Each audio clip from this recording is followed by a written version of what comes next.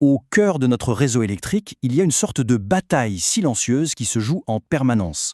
D'un côté, on a la quête de l'efficacité absolue, l'idée de ne gaspiller aucun électron, et de l'autre, on a le besoin vital de flexibilité pour s'adapter à un monde qui change à toute vitesse. C'est cet arbitrage technique qui va vraiment définir notre avenir énergétique, et aujourd'hui, on va décortiquer tout ça ensemble.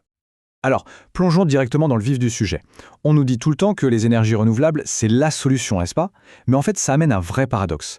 Le soleil et le vent, par nature, ils sont intermittents. Et cette variabilité, ça met une pression dingue sur un système qui, à l'origine, n'a pas du tout été pensé pour de telles fluctuations. C'est ce défi qui nous oblige à tout repenser.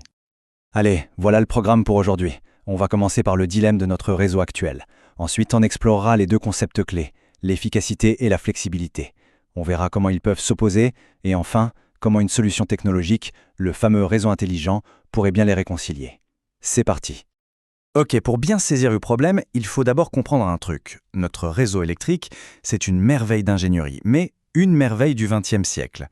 Il a été conçu pour un monde qui était beaucoup plus simple, de grandes centrales, bien prévisibles, qui envoyaient le courant dans un seul sens, vers des consommateurs totalement passifs. Bref, ce modèle, aujourd'hui, il est complètement dépassé. La mission numéro 1 du réseau, c'est de maintenir un équilibre parfait et ce, en permanence. Regardez bien ce graphique. La ligne de production doit coller pile poil à la ligne de la demande à chaque seconde. Mais pourquoi? Tout simplement parce que stocker l'électricité en grande quantité, c'est super compliqué et cher. On doit donc produire en temps réel exactement ce qui est consommé. C'est une sorte de danse très très délicate. Et la conséquence de tout ça, elle est assez choquante, regardez. Ce graphique nous montre une inefficacité monumentale. Pour être sûr de pouvoir répondre aux pics de demande extrêmes, ceux qui n'arrivent que quelques heures dans l'année, on est obligé de surdimensionner toutes nos infrastructures. La plupart de nos centrales de pointe ne tournent à plein régime que 5% de l'année. Imaginez, c'est comme si on construisait une usine immense pour la faire tourner seulement 3 semaines par an. C'est un gaspillage fou, non? Bon, face à un tel gaspillage, la première idée qui vient à l'esprit, c'est logique, c'est de chercher à être plus efficace énergétiquement. L'idée, elle est toute simple, arrêtons de jeter l'énergie par les fenêtres. Alors, l'efficacité énergétique, qu'est-ce que c'est? Eh bien, c'est très simple, c'est obtenir exactement le même service, la même lumière, le même confort, mais en utilisant moins d'énergie. C'est vraiment la solution la plus directe pour réduire le gaspillage et au passage, les émissions. Et là, attention, le potentiel est juste énorme. Retenez bien ce chiffre, 9%. C'est la quantité d'électricité qui est perdue en moyenne dans le monde juste pendant son transport et sa distribution. Elle n'arrive même jamais jusqu'à l'utilisateur final. C'est juste une perte colossale, avant même qu'on ait pu allumer la moindre ampoule chez nous. Seulement voilà, être efficace, ça ne suffit plus. Surtout avec l'arrivée massive des énergies renouvelables. Il y a un deuxième concept qui devient tout aussi crucial, la flexibilité. L'enjeu, ce n'est plus seulement d'être économe, c'est aussi d'être capable de s'adapter en permanence. La flexibilité, en gros, c'est l'agilité du réseau. C'est sa capacité à encaisser les imprévus. Un nuage passe et la production solaire s'effondre. Des millions de gens allument la clim en même temps.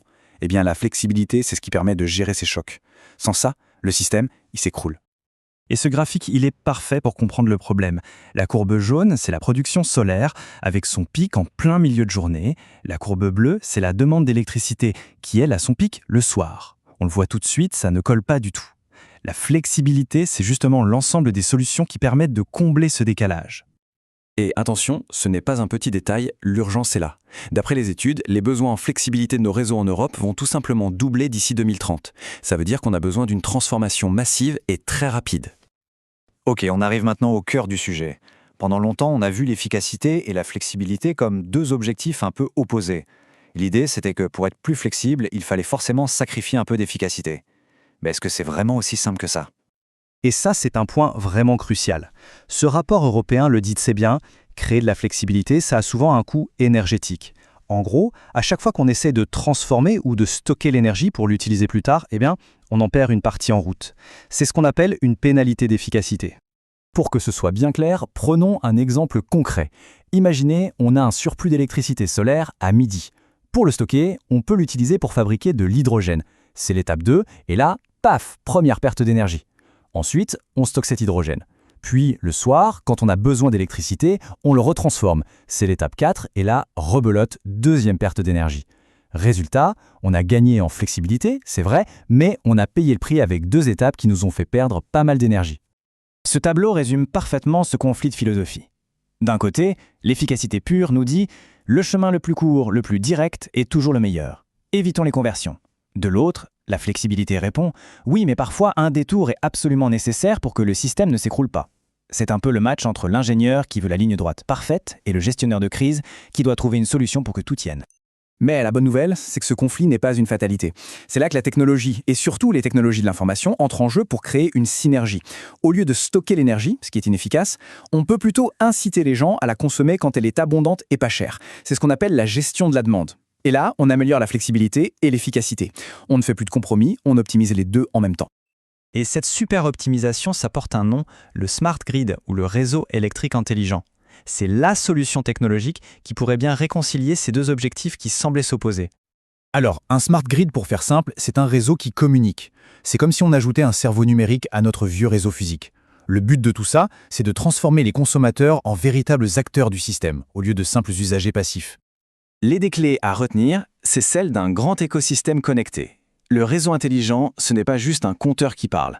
C'est un vrai cerveau numérique qui va coordonner la production des éoliennes, la recharge des voitures électriques, la consommation des usines et même le chauffage des maisons. Tout communique et tout est optimisé, en permanence, en temps réel. Alors concrètement, les avantages sont énormes. Le point le plus important, c'est qu'on peut enfin déplacer la demande pour qu'elle corresponde à l'offre d'énergie renouvelable et plus l'inverse. Par exemple, la voiture électrique se met à charger pile au moment où il y a beaucoup de vent. Le chauffe-eau se déclenche quand le soleil est au zénith. De cette manière, on a moins besoin de stockage, qui est cher et inefficace, et on utilise au mieux chaque électron renouvelable qui est produit. Donc ce grand dilemme, ce fameux arbitrage entre efficacité et flexibilité, est en train d'être résolu grâce à la technologie. Le réseau est en train de devenir un véritable système nerveux intelligent. La vraie question qui reste, et c'est peut-être la plus importante, c'est est-ce que nous, en tant que consommateurs, on est prêts à jouer le jeu? Prêts à devenir tous ensemble plus intelligents dans notre façon de consommer l'énergie? C'est le vrai défi qui nous attend.